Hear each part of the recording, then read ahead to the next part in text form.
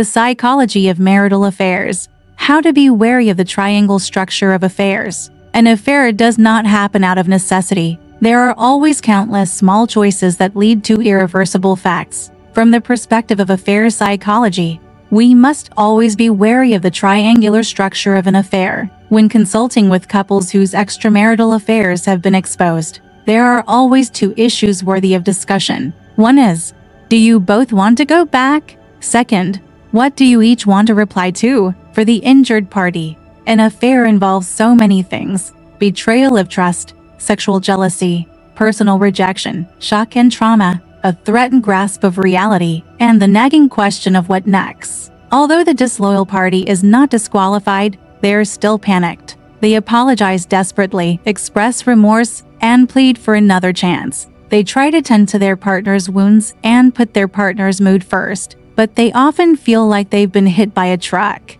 They feel the need to explain themselves, but are so confused about what happened and why that their stories become too complex to tell. As the couple endured the effects of the trauma, they began to understand what had happened. Months and sometimes years passed before they figured out how to move forward. The recovery process rarely follows a straight line and is sometimes interrupted by the eerily quiet eye of the storm. The injured partner keeps assuming there are clues: he was late, why he bought new underwear, he would watch movies about strippers on TV. Isn't that how it all starts? And the unfaithful partner becomes increasingly trapped. He cannot escape from a shameful role, even if he is questioned about his callousness. He cannot help but protest and question whether the other person has ever gotten over the storm of the affair, because if the injured partner continues to suffer from trauma for a long time, it will be tantamount to inflicting harm on the other person, him.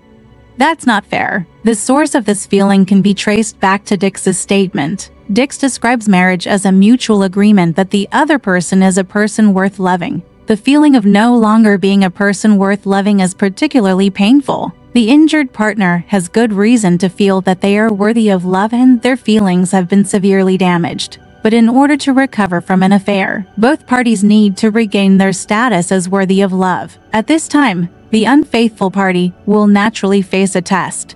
His behavior is not worthy of being loved. If he wants to restore an identity worthy of being loved, he must be honest. And the so-called honesty must reveal the truth. But the truth is directly detrimental to he deserves to be loved. When the injured party wants to seek reassurance, is she sexier than me?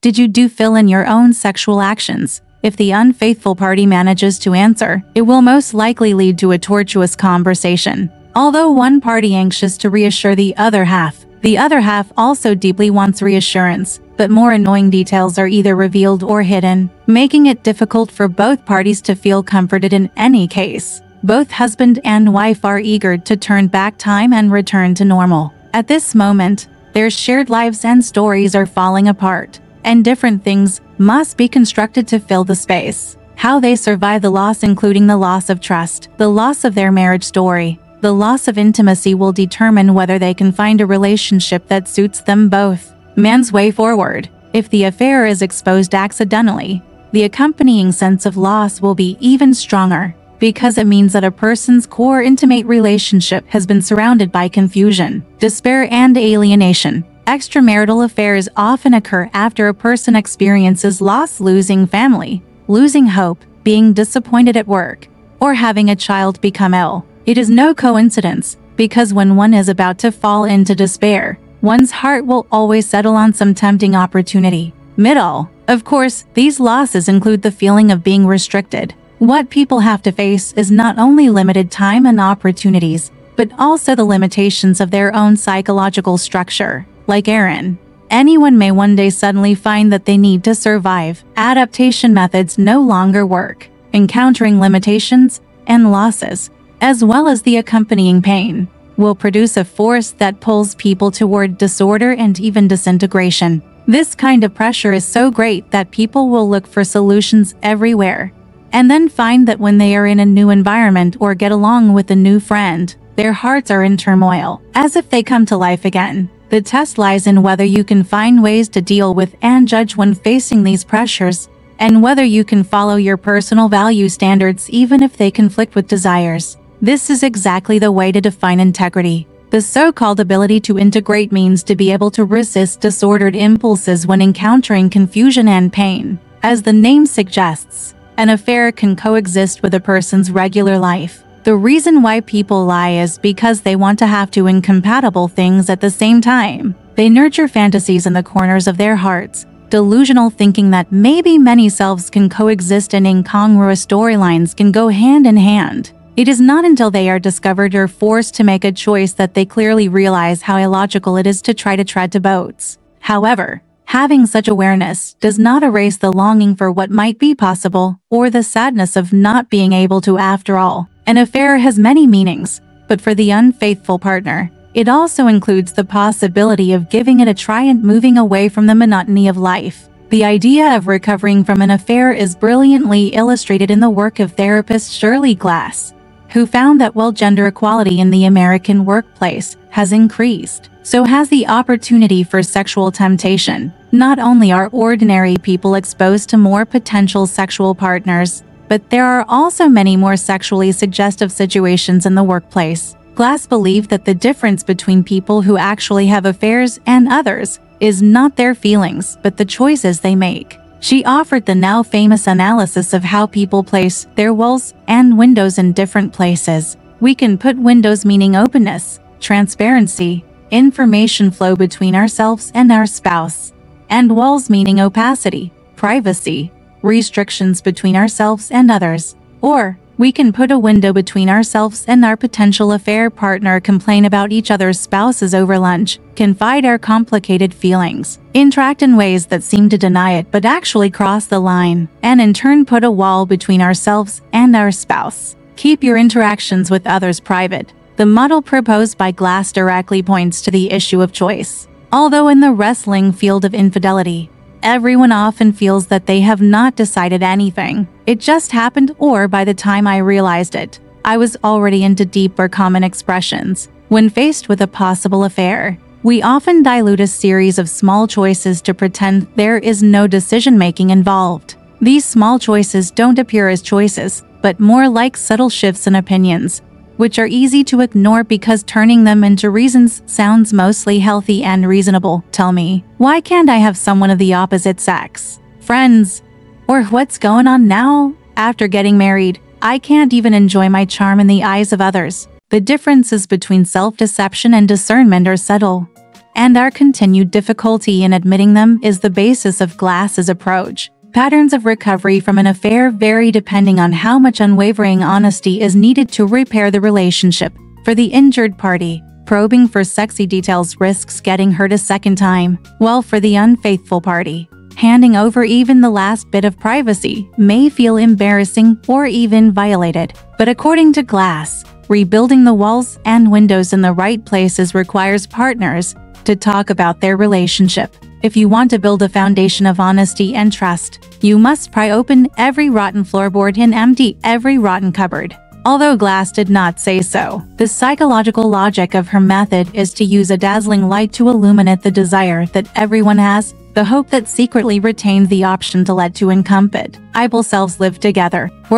Glass's method is a rigorous process of establishing unity, and it targets the human heart's ability to escape the desire for a single storyline, a single life limit.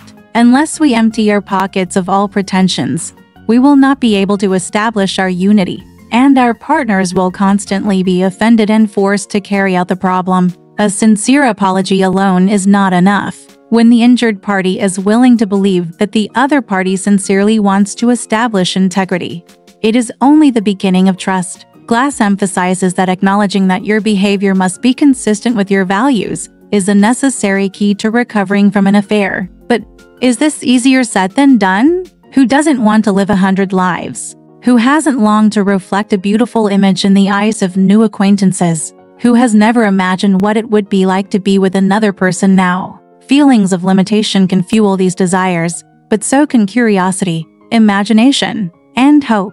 Anyone who is in a long-term committed relationship cannot help but turn a blind eye and live life with one eye closed. They cannot constantly think about what another version of themselves will experience and how excited it will be to meet another new person. Because every union is an opportunity and a limitation. being with another person will definitely be different, maybe better. Therefore, it is simply human nature to fantasize about another reality. Facts have proved that everyone has the desire to develop an affair.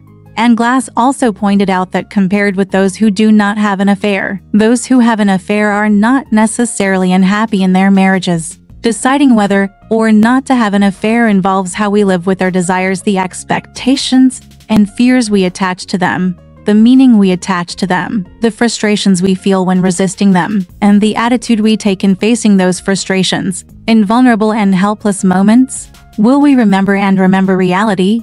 Do we push inappropriate thoughts to the back of our minds? Or do we try to balance competing values and motivations? In other words, will we divide or unite? Everyone more or less hopes to let go of the responsibilities of integration and be lazy to take a vacation. However, being willing to take advantage of the vacation to examine desires also shows our integration.